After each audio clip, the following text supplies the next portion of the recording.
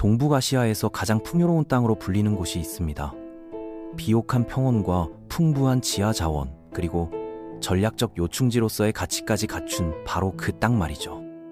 놀랍게도 이곳은 한때 우리 민족이 터를 잡고 번영했던 곳이기도 합니다. 하지만 지금은 다른 나라의 영토가 되어버린 그곳, 바로 만주 지역에 대한 이야기를 시작해 보겠습니다.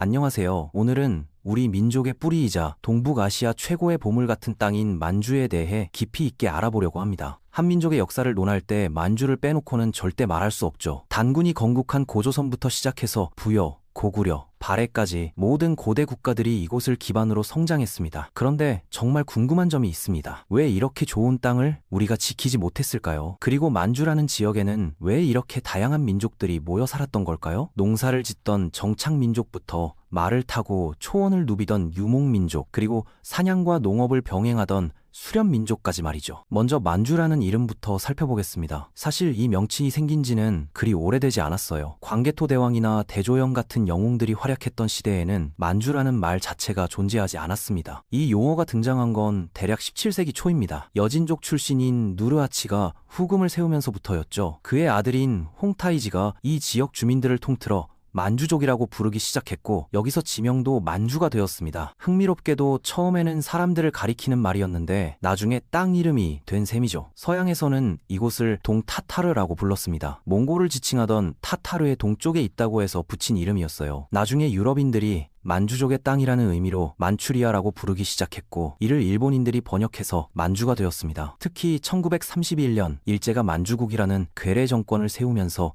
이 지명이 더욱 널리 퍼졌죠. 그런데 현재 이 지역을 통치하고 있는 중국에서는 만주라는 명칭을 그리 좋아하지 않습니다. 청나라를 세운 이민족을 연상시키기 때문이죠. 그래서 동북쪽에 위치한다는 의미로 동북지방이라고 부르거나 말이에요. 헤이룽장성, 지린성, 랴오닝성 3개의 행정구역을 묶어서 동북삼성이라고 합니다. 하지만 우리나라에서는 여전히 만주라는 명칭을 사용하고 있어요. 우리 민족사에서 중요한 의미를 갖고 있기 때문이겠죠. 만주의 지리적 범위를 정확히 구분하는 것은 쉽지 않습니다. 넓게 보면 동시베리아 남부의 스타노보이 산맥 아래쪽 전체를 포함하기도 하고, 좁게 보면 현재 중국 영토인 동북 삼성 지역만을 가리키기도 해요. 러시아 영토인 연해주나 아무르강 북쪽 지역은 외만주라고 부르는데, 우리나라 독립운동사에서는 중요하지만 고대사의 큰 틀에서는 크게 다루지 않아도 됩니다. 내만주라고 부르는 핵심 지역의 경계를 살펴보면 정말 천혜의 요새 같습니다. 아무르강이 경계를 이루고 있어요.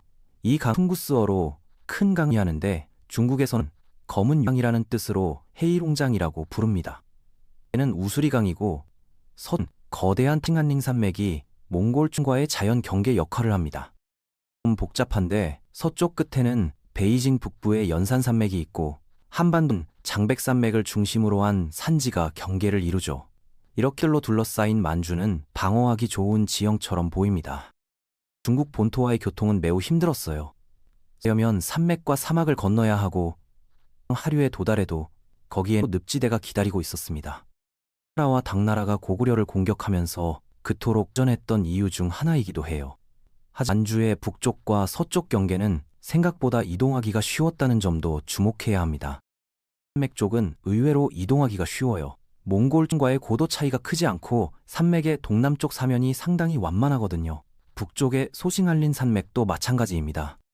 오래된 산맥이라서 강들이 많이 형성되어 있고, 침식 작용으로 계곡들이 발달해서 이동 통로 역할을 하죠. 이런 지형적 특성 때문에 만주는 유목민족들에게 매우 유리한 땅이었습니다. 만주 내부를 흐르는 2개의 주요 강이 있습니다. 송화강과 랴오호강이죠. 송화강은 백두산에서 시작해서 북쪽으로 흘러 아무르강과 합류합니다. 이 강 유역에는 부여가 자리 잡았었죠. 랴오호강은 동서 2곳에서 발원해서 발해만으로 흘러갑니다. 고조선이 이 강 유역에 있었다고 추정되고 있어요. 이 2강 유역을 합쳐서 송랴오 대평원이라고 부르는데, 중국에서도 손꼽히는 비옥한 땅입니다. 특히 헤이룽장성의 싼장평원은 우크라이나 흑토지대와 비견될 정도로 뛰어난 토지를 자랑해요. 중국에서 최고급 쌀로 치는 우창쌀이 바로 여기서 나옵니다. 이 쌀은 중국 황제가 먹던 쌀로도 유명하죠. 농업뿐만 아니라 석탄, 철광석 등 지하자원도 풍부하고 한때 중국 최대 유전이었던 다칭유전도 이곳에 있었습니다. 개혁 개방 이전까지만 해도 이 다칭유전에서 나는 석유로 중국이 버틸 수 있었을 정도였어요. 국공내전에서 공산당이 승리할 수 있었던 이유 중 하나도 만주를 장악했기 때문이라고 할 정도입니다. 1970년대까지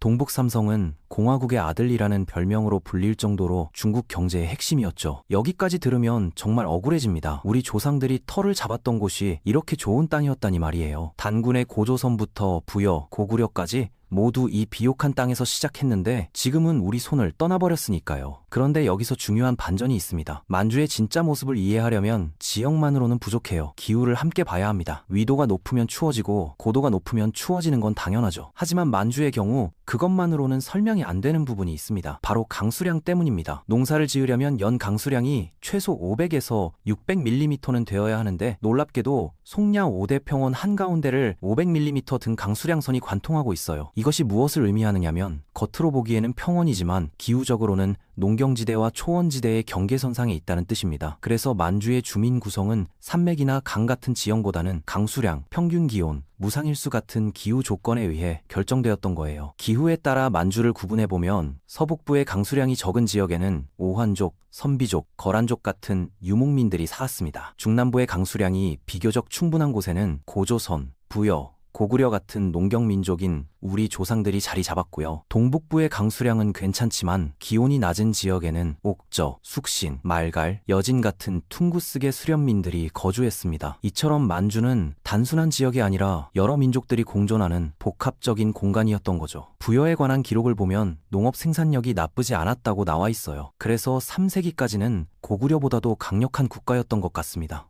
하지만 문제는 기온이 조금만 떨어지거나 비가 조금만 적게 와도 그의 농사가 완전히 망할 수 있다는 점이었죠. 게다가 농경지대와 초원지대의 경계에 있다 보니 유목민족들과의 접촉과 갈등이 끊이지 않았습니다. 실제로 3세기 말부터 선비족의 한 갈래인 모용선비의 공격을 받기 시작했어요. 사실 만주가 제대로 개발되기 시작한 것은 일제강점기 때부터입니다. 애매한 기후를 극복할 수 있는 농업기술이 개발되고 일제가 수탈을 위해 적극적으로 개발에 나섰거든요. 이후 공산당 정부도 수많은 인민들을 동원해서 대규모 개간 사업을 벌였고 그제서야 중국의 대표적인 농업지대로 변모할 수 있었습니다. 그 이전까지의 만주는 잠재력은 있지만 불확실성도 큰 땅이었던 거죠. 뭔가 좋을 것 같긴 한데 위험 요소도 많은 그런 곳이었습니다. 고구려는 어땠을까요? 우리가 아는 고구려 전성기 영토는 만주 대부분을 차지했지만 초기 고구려는 장백산맥 한가운데의 산악지대에서 시작했습니다. 그런데 다행히 이 장백산맥 주변 산지에는 중간중간 비교적 낮은 골짜기와 분지들이 많았어요. 오랜 침식작용으로 형성된 이런 지형들이 농경에 적합한 조건을 제공했고 덕분에 고구려도 농업국가로서 기반을 다질 수 있었던 겁니다. 고구려가 만주를 지배할 수 있었던 것은 산악지대에서 시작해서 점차 평원으로 진출하는 전략을 썼기 때문입니다. 산지에서 기반을 다지고 기후가 좋을 때는 평원으로 나가 농업을 확대하고 위기가 닥치면 다시 산지로 물러나는 시기였죠. 현재 만주의 상황도 흥미롭습니다. 헤이룽장성, 지린성, 랴오닝성의 인구를 합치면 1억 명이 넘어요. 평원도 넓고 농업 생산력도 좋고 지하자원도 풍부한 이 지역이라면 독립해서도 충분히 먹고 살 수 있을 것 같죠. 그런데 지금은 중국의 러스트벨트라는 불명예를 안고 있습니다. 러스트벨트는 미국 오데오 인근의 제조업 지대를 가리키는 말인데 한때는 미국 산업화의 상징이었지만 제조업 불황으로 쇠락한 지역이에요. 중국의 동북삼성도 1980년대부터 비슷한 길을 걷고 있습니다. 중국이 경제 개방을 추진하면서 경제 중심지가 무역에 유리한 동남 해안가로 옮겨갔거든요. 동북삼성은 북쪽에 러시아, 남쪽에 북한이 있어서 무역하기에는 최악의 조건이죠. 자연스럽게 경제가 침체되면서 출산율은 중국에서 가장 낮은 편이 되었고 젊은 인구들은 남쪽 지역으로 떠나가고 있습니다. 최근에는 중앙정부에 의존하는 현상이 심해져서 이를 거북이 현상이라고 부르기도 해요. 정말 역사의 아이러니가 아닐 수 없습니다. 한때 동북아시아 최고의 보물 같은 땅이었던 곳이 지금은 이런 상황에 놓여 있다니 말이죠. 하지만 최근 들어 중국 정부가 1대1로 정책의 일환으로 동북 삼성 개발에 다시 관심을 보이고 있습니다. 특히 북한과의 접경 지역 개발에 적극적으로 나서고 있어요. 단둥에서 신의주까지의 압록강 다리 건설, 북한의 나선 특구와 연결된 훈춘 나선 경제구역 개발 등이 추진되고 있습니다. 만약 북한이 개방되고 한반도 통일이 이뤄진다면 만주 지역은 다시 한번 동북아시아의 핵심 교통 요충지로 부상할 가능성이 높습니다. 그때가 되면 우리 조상들이 번영했던 이 땅이 다시 한번 역사의 전면에 나설 수도 있을 것입니다.